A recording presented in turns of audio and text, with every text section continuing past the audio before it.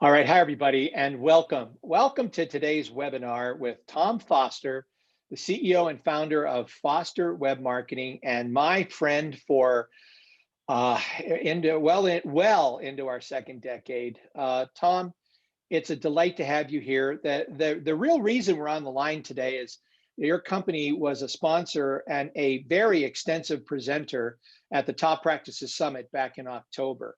And I really just wanted to come back and talk to you about marketing, marketing. You work with many of Top Practices doctors.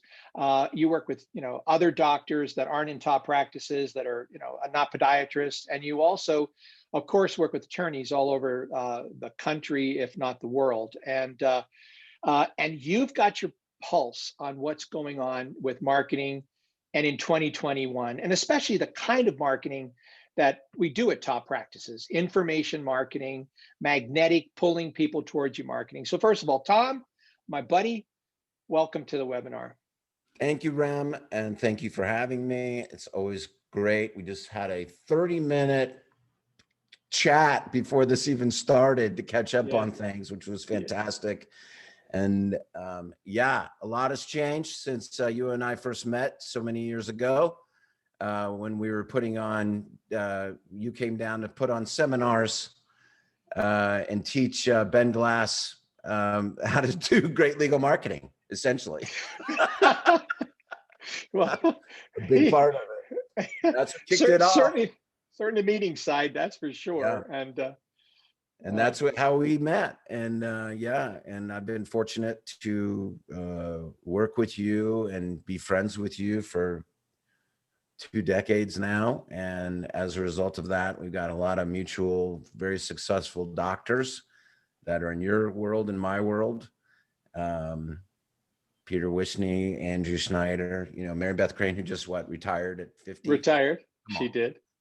During the pandemic, because she had the best year of whatever. So miracles happen, beautiful things happen in your world. And so that's kind of what we're talking about. They certainly have happened to me. And your mentoring, your friendship over all these years has just been fantastic. We were just talking about the lion metaphor and how that still applies to so many things. And anyway, thanks for letting me join you again, buddy. It's my pleasure. And so just so everybody knows, I've only ever had one website at Top Practices, toppractices.com. That website was built in 2007 by Tom and his team, and is to this day my one and only website. And it is it's fantastic. And I wanted to just ask you real quickly off the top, Tom. I mean, there are alternatives to Foster Web Marketing, but what is it about? And and there's actually some, in podiatry specifically, there are some very bad choices that people can make about who is they're going to work with, not only to build their website, but also to do services for them. And if anybody listening to this, I'm Rem at toppractices.com. You want to discuss that with me privately, I will. There's no reason in any way to discuss that. We're not focusing on that today, but we are focusing on not the bad stuff, not the bad. Yeah, stuff. We're not going to focus on the bad stuff. There's so much bad stuff out there. I mean, the internet is still, digital marketing is still the wild west. Hard to believe, it still is. But Tom, what is it about what you do at Foster that is different? Okay, well, I think that the thing is that the way I came into this business, because I'm a sales marketing guy. That's my background. And before the internet was born, I was a guy that was putting software on shelves, and I did DOS software. I mean, I was way back even before Windows, before the internet. And so my job, like yours, Rem, because you were selling education, right? Our job was to market it. And so we come from a time that predates the internet, but what's very interesting is that the same rules apply. And so what you did marketing wise to, whether it was magazines or television or billboards or whatever you had back in the day, the same thing applies to the internet, except that the internet, you can do it much faster, you can target it much better, and you can you have way more control over all the aspects of your marketing. And so what a lot of web companies come to the table, and there's a lot of great web companies, and the way that you got to look at it is that you got a website, sure, but that's kind of like your house online.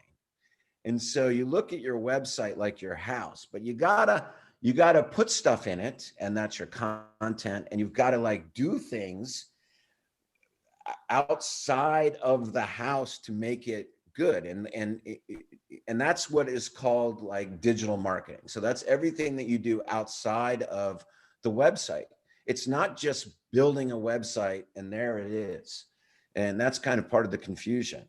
And then so there's one element, which is building a website that is pretty and designed and beautiful, and there's certain things to that about the architecture of it and how fast it is. And we could go in that direction of how fast it's got to load, and obviously it's got to look good on mobile and all those kinds of things. The look of your website, which is kind of like, what does my house look like, or what do I look like? That's your website. But then the other question is, how do you drive traffic to your website? And that is advertising or creating content that organically drives traffic by people typing in search requests or questions into Google. That's generally known as organic. And that can come in multiple ways. Or social media is a new, not new, but newer, thing that has come across. And there's new social medias coming on all the time. There's so many different ways. We have YouTube, we have video, we have all these different new things that continue to come out that drive traffic to your brand. And what you have to do is you have to work with a company or work with somebody that you can trust that understands all of those things, understands where to get the traffic, where your perfect patient exists, where to find them, how to communicate with them. That's part of the messaging. That's how to communicate. That's a big part of marketing. It's not good enough just to throw up a website. How do you communicate? What does the content say? Is it engaging? And so that is a part of the thing that people forget about is conversion. That's a big thing. It's like, it's one thing just to have traffic. You can buy traffic. That's what pay-per-click is, buying traffic. I want somebody to click on this, somebody that does a search for this word. That's what I want, because that's a word that I sell, web marketing or whatever. And if they come to my webpage, well, now what? Now you got to sell them. You're not done with the marketing. So you have to do that. And that's one of the things that that's one of Rem's greatest skills. That's what we're talking about here. That's kind of where marketing came from, is copywriting, right? Like convincing people to buy your thing. That's got to happen. That's the conversion piece of the web. That's got to happen. The conversion part has to happen on your websites, on your social media, everywhere your brand is, that conversion message to your perfect patient. So that's got to connect. And then you got to close the deal, right? You got to close the deal. Like everybody stops. I shouldn't say everybody, but these are the kind of questions that you want to be asking the people that you work with for your marketing. What everybody needs is a good marketing professional that can help, that understands all the parts and how to connect them, not just a piece of it. So you can't just hire somebody to build your website and expect it to work. That's just not good enough. You can hire somebody to build your website if you're willing to learn how to, work with it. If you're one of those people like Dr. Snyder, Andrew Snyder, like he totally embraced it, jumped on it. Andy, I'm sure you're going to listen to this. And, he learned how to do DSS and learned how to build this himself, right? Who else? I mean, or they have their marketing people do it. Point is that all of these different elements need to be covered in order to have success online. But a lot of people just stop at, I got a website and it didn't work, right? And they're like, the web doesn't work. Well, that's not true. You didn't give it a chance. I mean, we were just talking about this. You've got to like make sure, like if you go out there, if you go fishing and you don't bring the right bait, it's not the boat's fault that you didn't catch any fish. It's not the day. It's not the fish's fault. You didn't have the right bait. That same is true of the website. And, one of the questions here, Rem, that we want to talk about is like, what is the absolute must have for your website, right? Yeah.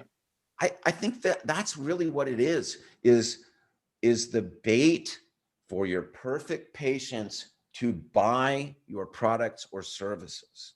That's, and the perfect formula for a marketing person like me and you is to be able to create that piece of copy, because it ultimately comes down to copy.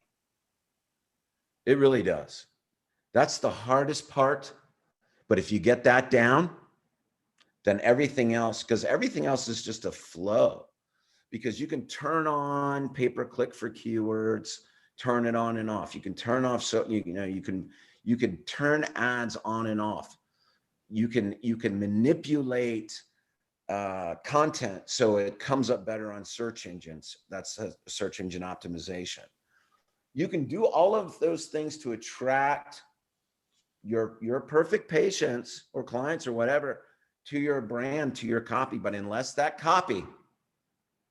message on that landing page or that ad speaks to them, and we all know what we're talking about, when we see that copy ourselves, when we see that ad or we see that email that makes us say, I want to know more, when it happens to us about products or things that we're interested in, like when I get stuff like that, like if I get stuff like, oh, there's another Les Paul on eBay, in blue, like that we know that because we know you. Oops, sorry, you can bleep that out. Because we know you, the data that everybody has on us now is unbelievable.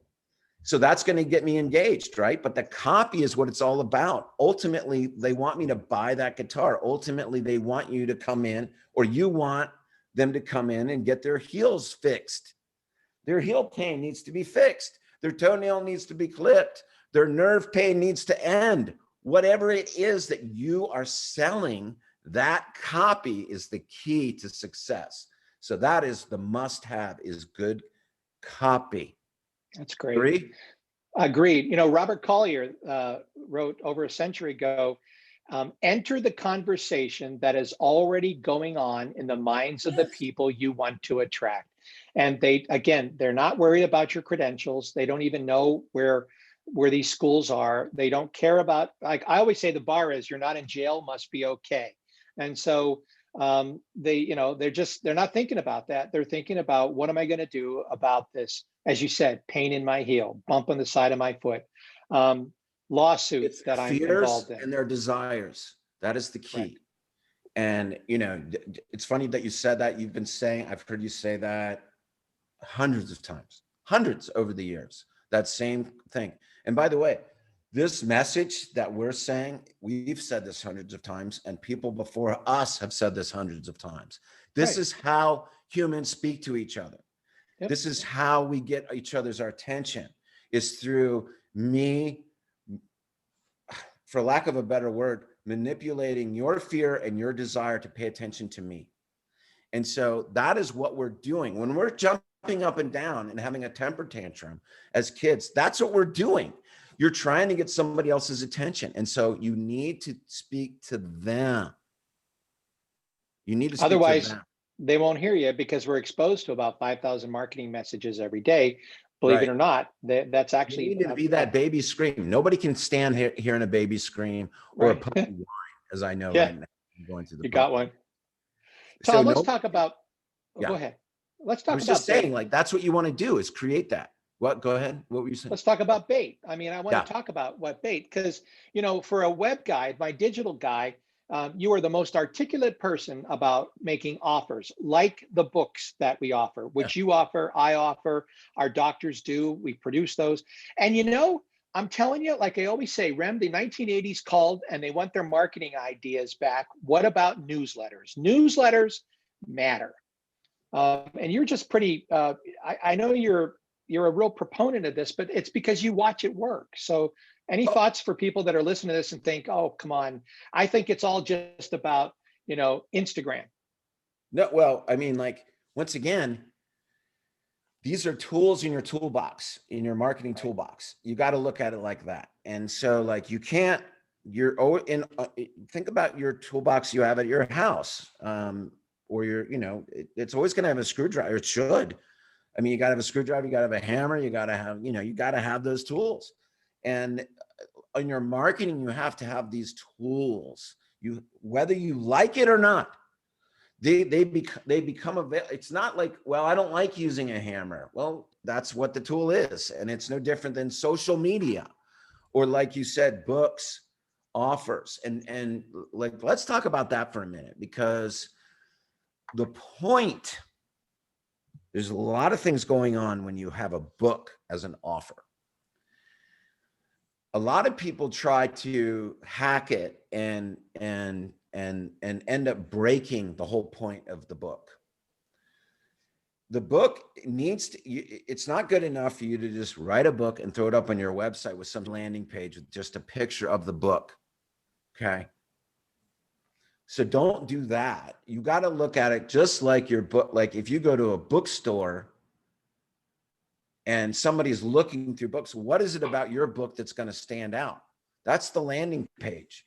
And so that, once again, going to the message of, does it contain that, first, the message in the book is like how to fix them, or how to heal them, or whatever it is their fear and desire is that what is the book is about. Like, here, let me, what did I show you a minute ago?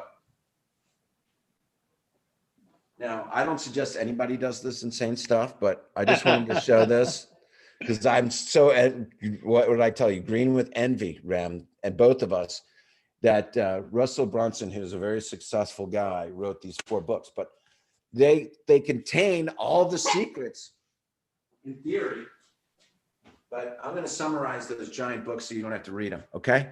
Because that's what we're doing right here in this call. It's about their fear and desire. You package that up in a book. But Rem's got one, Podiatry Practice. That's about how do you show it, right? You got it right there. And yeah, I mean, everybody should already have it if they don't have it already, because that, by the way, will tell everything that you need to do anyway. But you want to have something that drives people to your website, and a book is a great thing to have. And don't just cheat yourself and just have it as a PDF offer. That's where people screw it up. Who wants another PDF download? Nobody. There's the book right there. You want a hard copy? Look at that. You want one of those. That's what I want. You want a hard copy. And so you want to make that very seductive on the website, come get my book. The other thing that you brought up about, and we, like we could have a whole hour talking about how to make books better, but point is, do one. If you don't have it already, do it right all the way through. There's a whole enormous conversation about how to write the book that Rem can talk to you guys about. But once you have a book, how do you promote it? How do you market it? And then you said newsletters.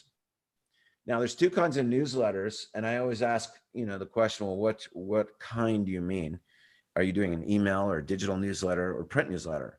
A lot of people do a email newsletter and they think that they've checked the newsletter box off. Email newsletter is not the same as a print newsletter, okay? And even if you do a print newsletter and then send it as a email PDF, that's not the same as a email newsletter. So there's some differences there, in my opinion, based on all of my years. I think that you should have a print newsletter that goes out at least quarterly, at least, because people love to go get their mail these days. Now, this goes up and down, by the way. This goes up and down. And so like in 5 years, we might be saying, stop sending print newsletters. But right now is a good time to do it. Because why? And by the way, get updated get updated mail addresses, because they ain't at their offices right now. They're at home. So if you're like B2B, business to business, you should make sure that you're changing your addresses to where they are, if they're not getting their mail, or wherever they are. So make sure that they're getting the mail at the right place, because everybody's stuck at home. And those newsletters should be engaging. Like some of the stuff that I've been getting, like I get all my clients' newsletters, really good. Some of it's really bad still, but some of it's really good. Like some stuff that happened over the holidays that was very like related, COVID obviously is what's going on related to that, but how to do things under those conditions. So it was very relatable and engaging and connecting to what's going on. So, I mean, like, totally. And then the email newsletter should be all about driving traffic to your website. And it should be quick and dirty and easy and not hard to read. Don't load a big giant PDF in there. And for God's sakes, don't call it you know who still does it? Do you know who still does it, Rem? And I'm calling him out. I don't know if he'll listen to this or not, but he should. Is my good buddy and your good buddy still to this day, Jim Folliard, Gear Shift newsletter. I'm like, really? You're right next door to me. You haven't fixed this yet, but that is the cardinal sin. It should not be called the Foster newsletter, Top Practices newsletter. That subject line needs to be engaging. What's in it? What's in it? I know. You have great ones. Thank you. By the way, thank Rem. you. And nothing like a good subject line. Yeah, it makes all the difference. But everybody on this call that's listening, by the way, here's a trick or a hack. Just copy Rem. Well, that's nice. Thank you. Yeah, just copy him. That's right.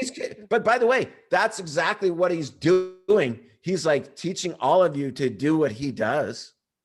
If you just listen and do it, and this is my problem, is half the battle is just getting people to do it. Like, here's how you do it, man. But no, argue or say it won't work or rehearse difficulties or whatever. No. We've already done all that. We already know that this subject line works. We already know that it, right? I mean, like, we already know. So just do this. What was the other great quote by our good friend Charlie Hoffheimer? If you're going to walk through a minefield, follow somebody. Bang. Yeah, that's right. Yeah. So absolutely learn from those that went before. Yeah. Oh, Charlie's, he says his daddy always told him that. Yeah. So I think that came from somewhere else. We probably need to do it right. But in my world, it came from Charlie. So that's all. Exactly. All I know. And right. Those are the follow somebody that's done it already. Follow somebody that's done it already. And by the way, they've had multiple failures. Not everything's been a home run. We all have. Yeah. And they can save you from making mistakes. And for me, that's what it means to be in a mastermind group. Yeah. I mean, that's the whole point of Top Practices is we're going to share the good ideas. We're going to share where the landmines are buried. And we're going to get smarter and better together. That's a mastermind. That was, I can tell, well, you know this, but I want to tell everybody else. That's what changed my life. Mm-hmm. That's what, when I joined the mastermind group with you, I was like the little kid and you guys abused me, but it was some of the best, abuse of like, I would walk in there with the dumbest questions, but to me, they were so important, like, should I get an accountant? And then I'd have to sit and listen to everybody laugh and like cut each other looks. But the point was that you guys would, especially in those early days, challenge me to do better in whatever it was. And it was from that mastermind meeting that I learned about books. And Paul Partridge, fantastic copywriter, Paul Partridge, who helped me write the 5 biggest mistakes that put my business on the map in the early days. Write one book. That's how you get started. Just get started with one and do your very best to market it, because that's what I did. And that's what he made me do. And he made me make sure that the landing page was good. We did A/B split tests on he taught me a lot about marketing beyond what I already knew. I already kind of knew the whole gift of gab, but it was really the sequencing that I learned a lot from Paul Partridge about in that group. And of course, you, the whole group together, like Mike Capuzzi, right? Mike Capuzzi, who I just did a book with Mike Capuzzi, who's just like the champion guy. And anyway, I mean, being in a group like that, and I know that you have a great group. I've been to some of the meetings with some of them. Some of the people in your group are my lifelong friends. You know, Peter, you know, Mary Beth, Andy, and a bunch of other people, and new people that I don't know. And the point is that they all get better as a result of going and like learning from other people that there's either, okay, well, I want to do this. You've done it. Tell me what I should do. And also it's very gratifying for those people that have already done it to help others. So it's a I two-way know. street. Yeah, and you get better. I've always found that the person that's teaching learns more than anybody else.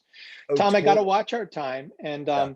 you know, just out of curiosity, I mean, you've talked quite a bit about what the home run hitters we have are doing, and you know, they're really listening, they're implementing, they're working forward. But you know, you've also my doctors and your doctors, lawyers, they have the same issues that we face, which is, and in fact, That we're Tom, human. yeah, right. And Tom and I, it's funny, he alluded to the fact we had a 30-minute conversation before we did this. And part of that was, as you know, our roles as CEOs. And so what would you say, you know, for all these, like every doctor that I have is an accidental business owner. They didn't go to school. No one taught them that they're going to be in business or be an entrepreneur in this way. You know, what have you learned? What's one thing, maybe one thing you've learned that's helped you be a better CEO? Because you've been on the job training with this I've got the yourself. answer. I've got the secret to that. But I also want to say, because you said it, and it's very interesting to me because, well, you work primarily with doctors. I work with mostly lawyers and doctors, and those guys, you're right. It's an interesting thing because they go to school to become a doctor to help patients, and that is the focus, and that's what the focus should be. Lawyers, they go to, you know, to help their clients, but in nowhere in there is like, here's how you build that business and how you run it. Yeah. And it's like a shock, and I feel bad. I mean, like, I don't feel sorry, but I'm like, wow, it's a different kind of thing than like, all right, I'm going to start this business and sell widgets, and I know I'm going to have to sell these widgets, because that's a different kind of frame of mind. But so I applaud everybody, all the doctors and all the lawyers that go out there and recognize the fact that I'm a doctor, not a business person. I need a business person to run the show. And so that is probably the best lesson, which is delegation. And that is, you know, you and I talked about that on my podcast. And to me, that is the word of the rest of my life is delegation. And delegation means getting good people, and hiring good people. And so the first step is hiring an operations person to run your business. And that person is not somebody that you're likely going to find off of, you know, Fiverr, or somebody that you can outsource, you know, or it's not your digital marketing company, you know, it's not that. You need somebody that's going to run the day-to-day operations of your business.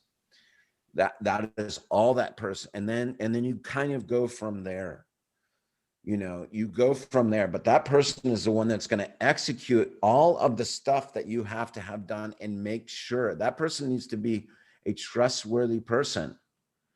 For you, that's probably Diane, Rem. A lot is probably Diane for you that kind of runs things. For me, it's Buster. You know, Buster is my guy that has been there for me, and I have others, you know, that are very helpful with that. Gretchen, Connie, obviously, But you have to have these people. And I've got over 50 people working for me now, and we're growing. I just told you I hired somebody new. We've never had this many people. I think we're at 52.